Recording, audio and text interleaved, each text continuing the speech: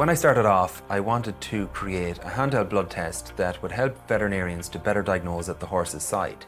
And I ran a study with 23 known biomarkers and a large population of horses, and we monitored these horses over a period of time. And what we saw is that when horses got sick, serum amyloid A was the earliest and most sensitive indicator of what was happening in that horse.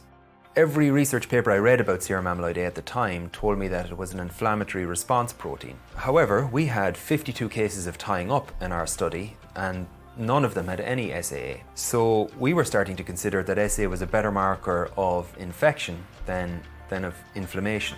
So I went to one of the best internal medicine specialists in the world, Dr. Nathan Slovis at Hagyard in Kentucky, and we asked him to run a prospective study with us whereby he diagnosed horses as they came in the door of the clinic and I ran their blood.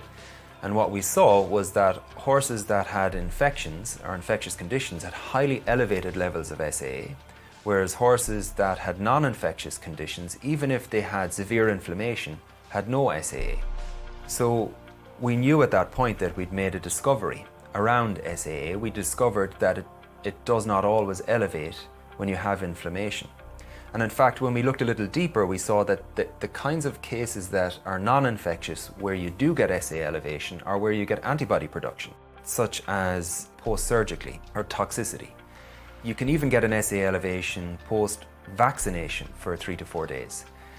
So we were starting to think that SA was a better indicator of the host response than of the inflammatory response. So we wanted to run more studies and create a body of evidence to really prove that out.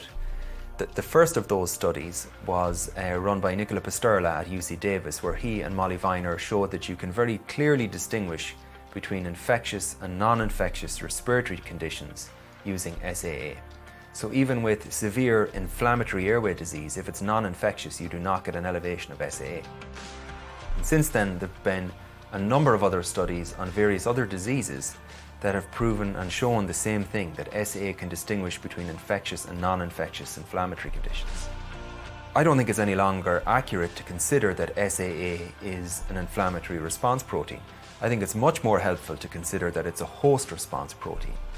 And when you put that into context, that you now have a tool whereby you can measure at the horse's side the host response, you can quantify that host response, and you can then monitor how the host or the horse is responding to therapy, well, then that becomes a very powerful tool. And that is exactly what I set out to create when I started this company.